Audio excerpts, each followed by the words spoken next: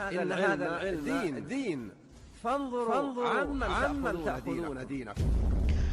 إن الحمد لله نحمده ونستعينه ونستغفره ونستهدي ونتوب إليه ونعوذ بالله من شرور أنفسنا وسيئات أعمالنا من يهده الله فلا مضل له ومن يضلل فلا هادي له أشهد أن لا إله إلا الله وحده لا شريك له وأشهد أن محمدا عبده ورسوله لا نبي ولا رسول بعده. Ikhwatal iman rahimani wa rahimakumullah. Salah seorang ulama kita yang sangat fenomenal dan sangat dibenci oleh para pelaku kesyirikan dan para pelaku bid'ah, khurafat dan amalan-amalan yang lainnya yang tidak ada contohnya dari Nabi SAW adalah Syekh Muhammad Ibni Abdul Wahhab rahimallahu anhu rahmatan wasi'ah wa ghafarallahu yumanni wa karami. Andaikan mereka ini orang-orang yang membenci Syekh Muhammad Ibnu Abdul Wahhab, kemudian mereka mempelajari kisah perjalanan Syekh Muhammad, atau mereka menelaah kitab-kitab beliau yang sangat banyak jumlahnya, yang kemudian senantiasa dikaji dan menjadi rujukan semua para ulama ahli sunnah wal jamaah di seluruh dunia, maka tentunya mereka akan menahan lisan-lisan mereka dari mencaci, menghina, memaki, menyudutkan Syekh Muhammad Ibni Abdul Wahhab. Kenapa jamaah rahmatullah subhanahu wa ta'ala? Sebab seseorang itu apabila kalau tidak ada informasi berkaitan dengan sesuatu atau seseorang yang lainnya, dan mereka hanya mendapatkan nukilan-nukilan yang buruk, yang jelek dan busuk dari ustadz-ustadznya, dari kiai-kiainya, tuduhan-tuduhan keji daripada dai-dai yang memusuhi dakwah ahli sunnah wal jamaah, maka tentunya mereka hanya akan membeok apa yang disampaikan gurunya berkaitan dengan Syekh Muhammad Ibni Abdul Wahhab. Maka itulah yang mereka akan katakan. Kalau gurunya, ustadz mereka, dai mereka mengatakan Wahaboy, maka mereka akan mengatakan demikian. Na'udzubillahi min dzalik. Kalau mereka mengatakan, ustadz-ustadz mereka mengatakan dakwah salafiyah, dakwah ahli sunnah wal jamaah adalah dakwah wahabi, akidah wahabi, maka tentunya akan mereka pengikutnya, para fansnya, para mad'unya akan mengatakan juga demikian. Maka ini adalah merupakan sebuah perkara yang tidak akan mungkin kita bisa lari daripadanya. Sebagaimana apabila kalau guru kencing berdiri, maka pasti muridnya lebih parah lagi. Maka mereka pasti lari, maka mereka pasti kencing dalam keadaan lari. Maka jamaah rahmatullah subhanahu wa ta'ala, kalau kita ingin membaca sirah perjalanan Syekh Muhammad Ibnu Abdul Wahhab, begitu pula kita menelaah kitab-kitab beliau, maka kita akan mendapatkan banyak sekali hal-hal yang sangat menakjubkan. Banyak pelajaran-pelajaran yang bisa kita ambil, faedah-faedah yang bisa kita nukilkan dari zaman ke zaman dan kita sampaikan kepada orang lain, kepada manusia. Betapa indahnya dakwah yang didakwakan oleh Syekh Muhammad Ibnu Abdul Wahhab. Betapa agungnya dakwah yang disampaikan oleh Syekh Muhammad Ibnu Abdul Wahhab. Sebab beliau rahimallahu anhu rahmatan wasi'ah, tidaklah beliau menuliskan sebuah kitab dan mendakwakan agama ini melainkan yang keluar dan yang termaktub di kitab-kitab beliau, Quran, Sunnah, ala fahmi salafil ummah. Tidak pernah lepas zaman rahmatullah. Bahkan kalau kita ingin menelaah terus menerus kitab Syekh Muhammad Ibnu Abdul Wahhab, maka kita akan mendapatkan bahwasanya Syekh Muhammad Ibnu Abdul Wahhab, walaupun mungkin bukan bergelar profesor, doktor, namun kaliber beliau yang bisa menuliskan banyak kitab dan kemudian dimanfaatkan oleh kaum muslimin di seluruh dunia, maka tentunya gelar-gelar titel yang kita miliki ini belum ada apa-apanya jamaah rahmatullah. Maka ada beberapa fakta yang sangat menarik yang kita akan ulas, yang kita akan sampaikan pada kesempatan yang berbahagia ini.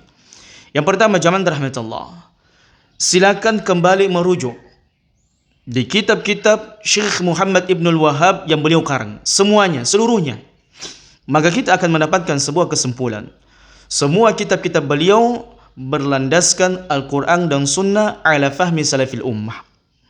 Jadi kalau misalnya zaman rahmatullah nih, kita mengatakan kita ini ilmiah, orang yang berjalan di atas bab ilmiah, orang yang bergerak titelnya profesor, doktor, maka mereka paham mengkritik. Ketika mereka ingin mengkritik sebuah tulisan, mengkritik sebuah buku, maka mereka akan membuat sebuah kitab juga untuk mengkritik apa yang ditulis oleh Syekh Muhammad Ibn Abdul Wahab. Di antaranya adalah Idrus Ramli, Pak Idrus Ramli. Maka kalau Anda tidak setuju dengan pemahaman yang dituliskan oleh Syekh Muhammad Ibn Abdul Wahab, maka silakan bantah dengan ilmiah. Tulis buku bahwasanya penyimpangan kitab tauhid atau kasyfus syubhat atau kitab-kitab yang lainnya yang dikarang oleh Syekh Muhammad Ibn Wahab itu bermasalah. Poinnya 1, poinnya 2, poinnya 3, dan secara kesimpulan apa yang penyimpangan beliau yang beliau tuliskan di kitab-kitab beliau. Begitu pula dengan Ar-Razi Hashim ini. Kalau dia ini mendapatkan ada penyimpangan di dalam kitab Syekh Muhammad Ibn Wahab karena beliau ini titelnya doktor, maka silahkan dibantah secara ilmiah. Buat tulisan, buat karya ilmiah. Maka barulah Anda dikatakan seorang yang alim, seorang yang bertitel, seorang yang kemudian berpendidikan, tidak hanya berkoar-koar menyampaikan kepada jamaah bahayanya pemahaman Syekh Muhammad Ibn Wahab atau Wahabiyah, atau bagaimana kita harus menghindari akidah kitab-kitab Syekh Muhammad Ibn Abdul Wahab. Hanya sekedar zaman rahmatullah, hanya sekedar himbauan. Bukankah itu adalah merupakan tuduhan palsu dan dusta dan kebohongan yang tentunya seorang penuntut ilmu yang bergelar doktor filsafat maka tentunya tidak akan melakukan demikian. Anda mungkin seorang dosen. Ar-Razi Hashim kita tahu seorang dosen, dia seorang dosen filsafat.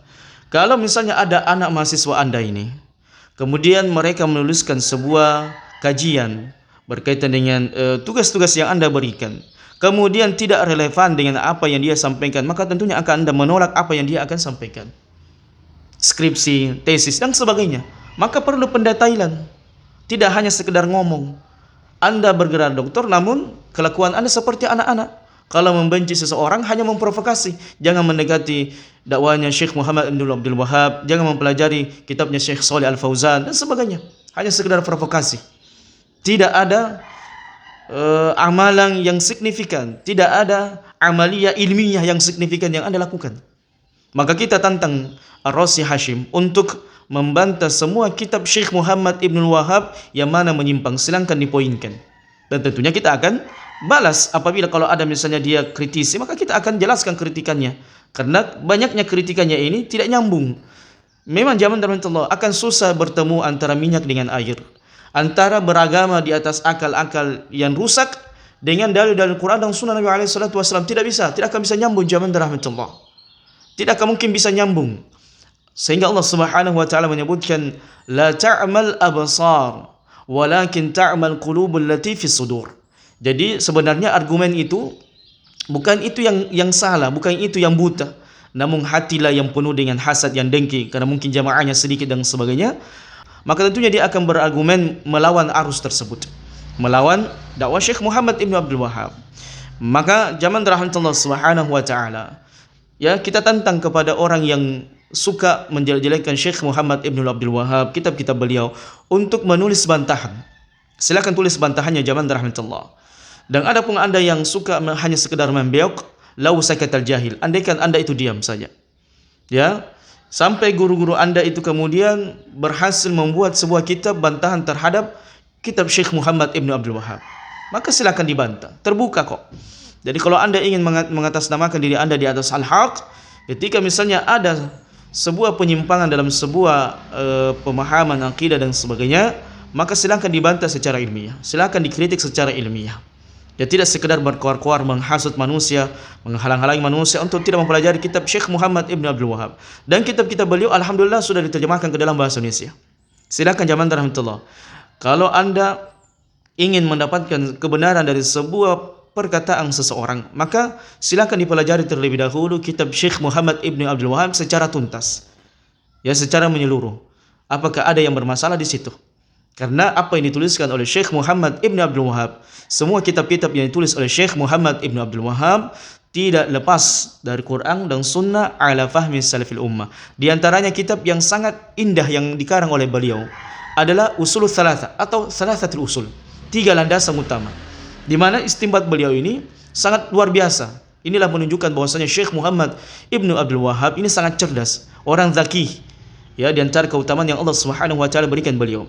Maka di situ 3 landasan utama yang kelak memang akan ditanya seseorang itu di dalam kuburnya, yaitu Marabbuk, siapa Tuhanmu?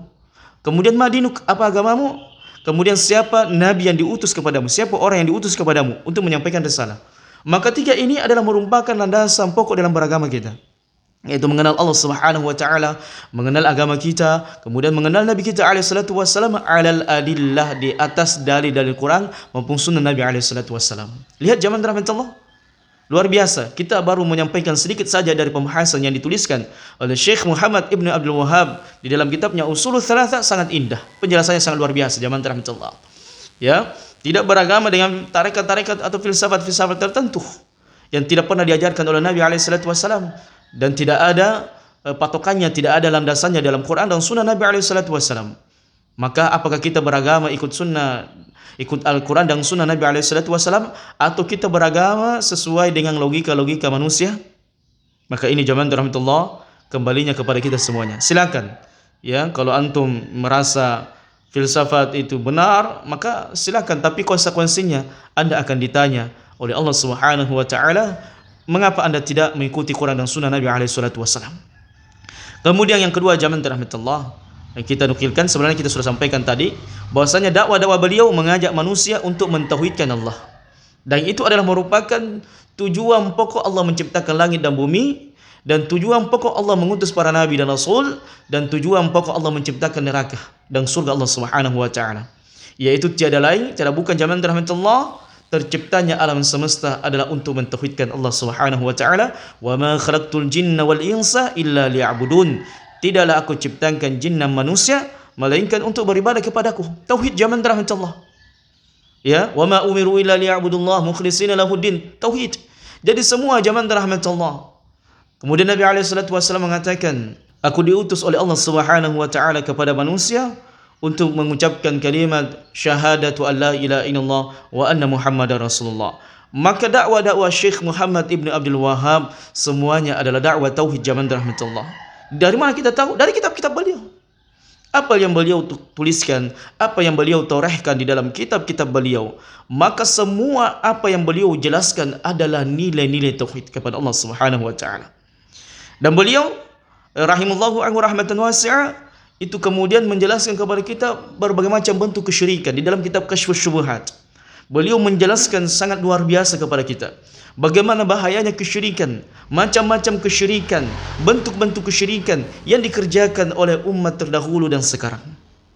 Kemudian beliau juga di dalam kitabnya beliau mengajak manusia untuk mengikuti sunnah Nabi alaihi salatu wassalam.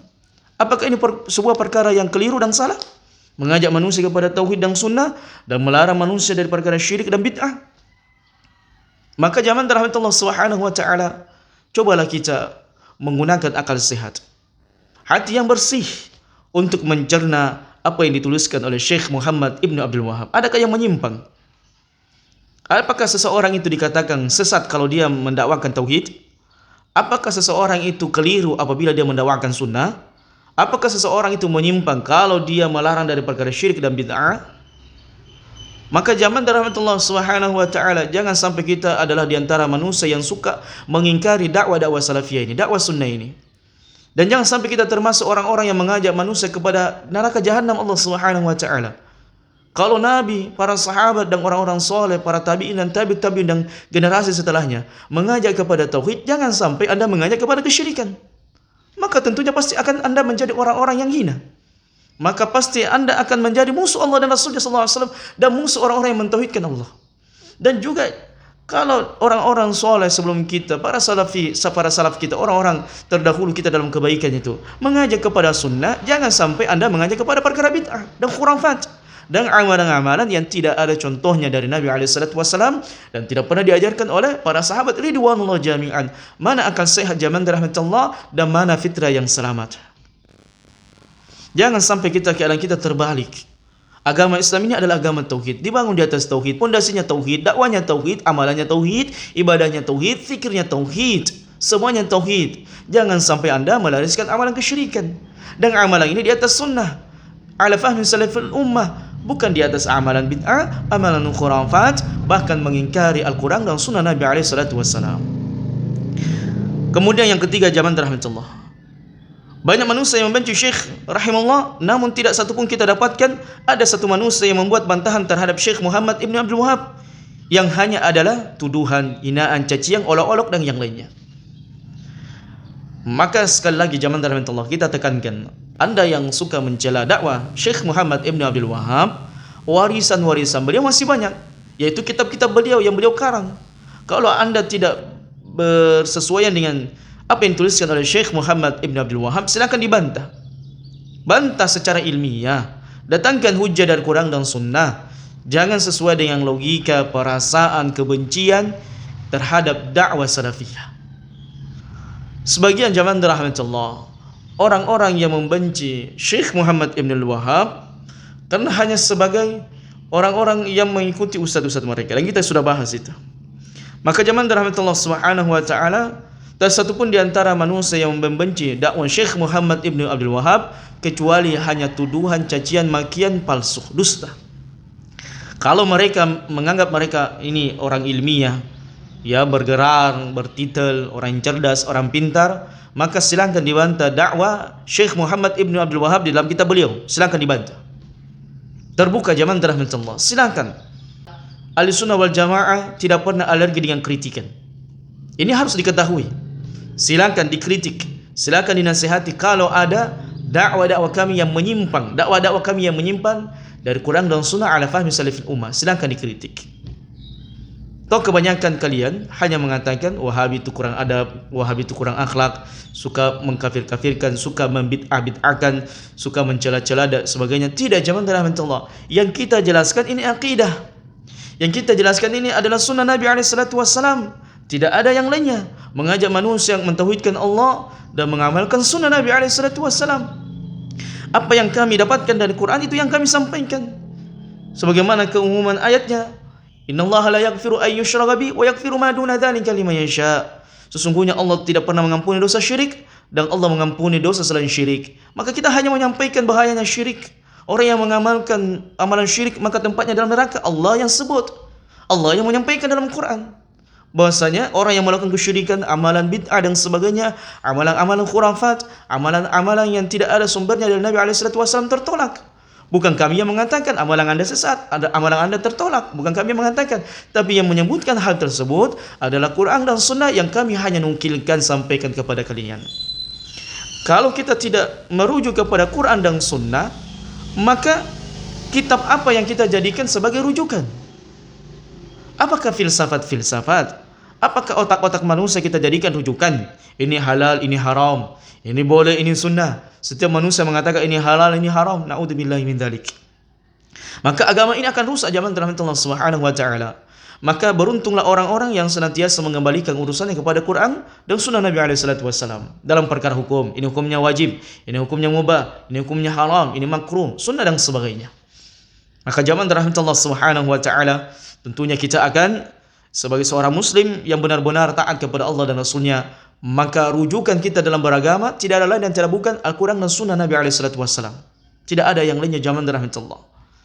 Jadi Anda yang mengaku diri Anda seorang muslim, seorang yang mencintai Nabi SAW, maka ikuti petunjuk Nabi SAW. Dan orang yang mengatakan dirinya adalah orang yang mengikuti dan mencintai Nabi SAW, maka perkataannya ini tidak akan mungkin kita terima sampai ada pembuktian. Sampai ada pembuktian bahwasanya Anda cinta dengan Nabi SAW.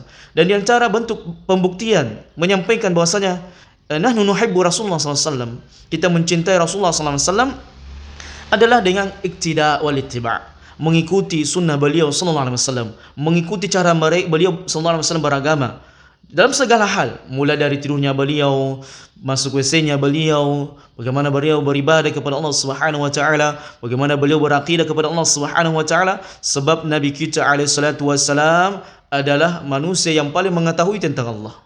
Manusia yang paling bertakwa kepada Allah Subhanahu wa taala.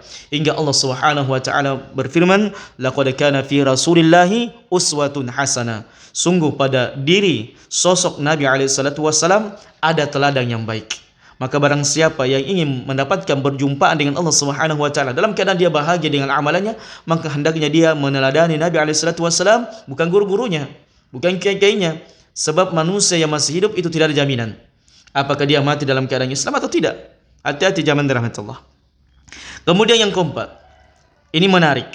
fakta yang tidak banyak diketahui oleh manusia tentang Syekh Muhammad Ibn Abdul Wahhab, bahwasanya nasab kekeluargaan beliau bersambung dengan nasab Nabi SAW, yaitu Ilyas Ibnu Mudar, sehingga Syekh Muhammad Ibn Abdul Wahhab di antara Ahlul Bait.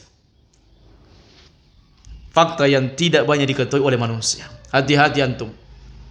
Kalau kita mungkin di Indonesia ini sangat mengagumkan habaib, memuliakan habaib, kemudian memberikan penghormatan kepada mereka karena mereka adalah keturunan Nabi SAW. Tidak ada satupun di antara manusia yang mengaku cinta kepada Nabi SAW berani menghina, mencaci, memaki, menyudutkan, merendahkan keluarga Nabi SAW. Bagaimana dengan Syekh Muhammad Ibn Abdul Wahhab? Apakah kalian ingin menghina beliau? Padahal nasab beliau bersambung kepada Nabi SAW.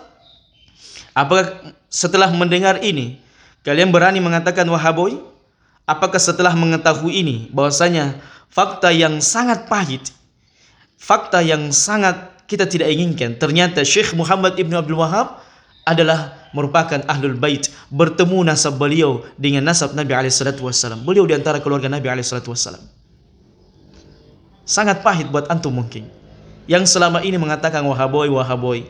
Sangat pahit mungkin di lisannya kalian, di hati kalian, menerima bahasanya Syekh Muhammad Ibn Abdul Wahhab di antara keturunan Nabi SAW. Yang kalian sering mengatakan tanduk syaitan dari Najd, padahal beliau adalah keturunan Nabi SAW. Bersambung nasabnya. Di hal ini kemudian dinukilkan dari ulama. Maka para ulama mencari, menuliskan nasab Syekh Muhammad Ibn Abdul Wahhab ini ternyata sampai kepada Nabi SAW Ibnu Mudar. Silakan kalian kembali kepada kitab ini, Rahiqul Maktum. Nasab Nabi SAW tertulis Ibnu Mudar, dan beliau bersambung keluarga beliau sampai kepada Ibnu Mudar. Habib zaman rahmatullah. Syekh Muhammad Ibn Abdul Wahhab, yang dimana di Indonesia ini banyak yang mengaku-ngaku juga keturunan Nabi SAW. Banyak manusia yang mengaku keturunan Nabi SAW yang belum pernah kita mendapatkan silsilahnya. Tapi lihat Syekh Muhammad Ibn Abdul Wahhab, rahimallahu anhu rahmatan wasi'ah wa ghafarallahu man wa karami. Beliau termasuk habaib, habib zaman rahmatullah, yang kita harus muliakan, yang harus kita hormati. Menjaga lisan-lisan kita dari menyudutkan, merendahkan, menghina beliau, mencaci beliau. Hati-hati zaman rahmatullah. Anda yang suka mengagumkan habaib, habib, karena mereka adalah keturunan Nabi SAW, maka ini fakta yang harus Anda terima, bahwasanya Syekh Muhammad Ibn Abdul Wahhab adalah merupakan di antara keturunan kekeluargaan Nabi SAW. Dan ini bukan dusta. Jadi dalil mana lagi Anda yang mau bantah zaman rahmatullah? Jadi bukan argumen yang buta, bukan hujah yang buta. Argumen dan hujah sangat jelas zaman rahmatullah. Namun yang buta, yang rusak adalah hati. Bisakah kita menerima kebenaran yang datang, menyampaikan kebenaran walaupun pahit, dan menerima kebenaran walaupun pahit? Dan ini kita harus zaman rahmatullah. Kalau kita ingin fair-fairan, kita tulus beragama kepada Allah Subhanahu wa taala, maka kita akan menerima kebenaran walaupun itu pahit, walaupun kita pernah sesat, walaupun kita pernah berada dalam penyimpangan-penyimpangan beragama kepada Allah Subhanahu wa taala. Jadi ahli sunnah hanya menukilkan zaman rahmatullah. Haram ya haram, sunnah ya sunnah, syirik ya syirik, bid'ah ya bid'ah, sebagaimana dari Quran dan sunnah. Kemudian yang kelima zaman rahmatullah, nama beliau Muhammad, sementara nama bapaknya Abdul Wahhab. Lucu nggak zaman rahmatullah? Ya lucu lah. Yang berdakwah Syekh Muhammad yang dilabeli Wahabi, dan itu pun salah menyebutkan, seharusnya menyebut Wahabiyah, karena Wahab dari nama dan sifat Allah Subhanahu wa taala yang berarti adalah Maha Pemberi. Maka zaman rahmatullah Subhanahu wa taala, inilah kelucuan di antara orang-orang yang membenci dakwah salafiyah, yang memusuhi Syekh Muhammad Ibn Abdul Wahhab dengan permusuhan yang sangat keras. Maka kadang mereka ini kita dapatkan perkataan-perkataan nyeleneh yang tidak tepat, seperti istilah Wahabiyah saja. Ini adalah merupakan istilah yang keliru dan menyesatkan tentunya zaman rahmatullah. Kemudian yang berikutnya zaman rahmatullah, yang keenam, ketika di zaman beliau, maka tersebarlah kebodohan, tersebarlah kesyirikan, tersebarlah amalan khurafat, amalan bid'ah yang sangat banyak. dan beliau kemudian tampil mendakwakan tauhid kepada Allah Subhanahu wa taala, mendakwakan sunnah Nabi alaihi salatu wasallam kepada umat manusia, menjelaskan kepada umat manusia amalan-amalan syirik, amalan-amalan bid'ah, amalan-amalan khurafat, dan kemudian beliau berhasil mengembalikan manusia-manusia pada saat itu yang sudah terkikis keimanannya kepada Allah Subhanahu wa taala, yang tadinya mereka syirik kemudian mentauhidkan Allah Subhanahu wa taala, yang tadinya mereka mengamalkan amalan bid'ah kemudian mereka kembali menghidupkan sunnah Nabi alaihi salatu wasallam. Apakah salah? Apakah salah dakwah seperti ini jamaah rahmatullah? Kita mengajak manusia kepada mentauhidkan Allah Subhanahu wa taala. Kita mengajak manusia untuk mengamalkan amalan sunnah. Apakah keliru? Sementara Al-Quran dan sunnah ajaran Islam adalah ajaran tauhid yang melarang dari perkara syirik. Dakwah kita adalah amalan sunnah yang melarang untuk mengamalkan amalan bid'ah. Apakah salah jamaah rahmatullah? Maka ini adalah merupakan di antara perkara-perkara yang harus kita bersihkan dari dalam hati kita jamaah rahmatullah, agar kita ini tidak tersulut dengan provokasi-provokasi tuduhan dusta sebagian manusia yang tidak menyukai dakwah ahli sunnah wal jamaah. Sebab jamaah rahmatullah, ya mungkin memang sudah menjadi sunnatullah, tauhid akan berlawanan dengan syirik, sunnah akan berlawanan dengan bid'ah, ketaatan akan berlawanan dengan maksiat. Tidak bisa tidak. Jadi kalau kita membenci syirik, pasti antum bertauhid. Kalau antum membenci amalan bid'ah, maka antum di atas sunnah. Kalau antum membenci maksiat, maka antum di atas ketaatan. Dan sebaliknya, gamblang jelas. Kalau antum membenci dakwah tauhid, berarti antum Kalau antum membenci dakwah sunnah, berarti antum. Kalau antum membenci ketaatan, berarti antum. Selesai jamaah rahmatullah. Apa susahnya? Ya itulah manusia. Sebagian di antara manusia yang pandai kemudian berlihai bermain kata-kata, sehingga yang syirik menjadi tauhid, yang bid'ah menjadi sunnah, yang maksiat menjadi taat. Hati-hati. Banyak kok. Kalau anda mungkin biasa membantah pelaku maksiat yang suka menghalalkan apa yang diharamkan oleh Allah Subhanahu wa taala, maka mungkin anda membantah. Maka mengapa kita tidak membantah amalan bid'ah ini, amalan kesyirikan ini sesuai dengan pendalilan Quran dan sunnah? Justru antum marah, justru anda merasa baperan. Jadi jamaah rahmatullah, kalau anda tidak merasa beramal syirik, jangan baper. Kalau anda tidak merasa mengamalkan amalan bid'ah, jangan baper. Ya, ini jamaah rahmatullah Subhanahu wa taala. Kadang logika itu rusak karena hati juga rusak. Kemudian berikutnya jamaah rahmatullah, ittisalu isnadihi. Sanad keilmuan beliau itu bersambung jamaah rahmatullah, bersanad. Jadi ilmu beliau tidak main-main, bersanad. Qala Syekh Abdul Latif, berkata Syekh Abdul Latif, akhadha al-fiqh an abi. Dia mempelajari fikih dari bapaknya. An jaddihi, dari kakeknya, Sulaiman ibnu Ali, yang bernama Sulaiman ibnu Ali, mufti diyar Najdiyah fi waqtihi, yaitu dia merupakan, dari kakeknya adalah merupakan seorang mufti, ya, seorang alim, seorang ulama di zamannya yang suka berfatwa. Yang sana kakeknya ini bersambung kepada imam mazhab, di antaranya adalah Imam Ahmad. Wa sami'a al-hadits an asy-syayakh al-haramain fi waqti, dan beliau banyak mendengar hadis-hadis dari ulama al-haramain pada saat itu. Wa ajazahu al-katsir min, dan beliau mendapatkan ijazah yang sangat banyak jamaah rahmatullah. Andaikan beliau mungkin bertitel, maka beliau adalah profesor. Karena mungkin inilah jamaah rahmatullah, kalau kita tidak adil dalam menyikapi sesuatu yang hanya kebencian demi kebencian, kita tidak relevan dalam menyampaikan perkara-perkara ilmiah yang seperti ini. Beliau belajar dari bapaknya, kemudian bapaknya belajar dari kakeknya. Kakeknya itu seorang mufti, bahkan kakeknya ini mewariskan sanad keilmuan dari para imam, di antaranya Imam Ahmad. Dan beliau pada saat itu mendapatkan banyak ijazah dari guru-guru beliau. Jadi secara keilmuan jamaah rahmatullah, Syekh Muhammad Ibnu Abdul Wahab lebih berilmu dari kita tentunya. Apatah lagi orang yang suka nyeloteh, orang yang suka mencaci, orang yang suka memaki Syekh Muhammad Ibnu Abdul Wahab. Sudahkah anda menghafal ribuan hadis? Sudahkah anda menghafal Al-Quranul Karim? Atau sudahkah anda bacaan Quran anda itu bagus, tartilnya bagus, tahsinnya bagus? Sudahkah anda bisa berbahasa Arab? Sudahkah anda bisa baca kitab dengan baik dan benar? Sebelum anda mencela, menghina, memaki dakwah salafiyah, dakwah sunnah, dakwah Syekh Muhammad Ibn Abdul Wahab, jamaah rahmatullah subhanahu wa ta'ala.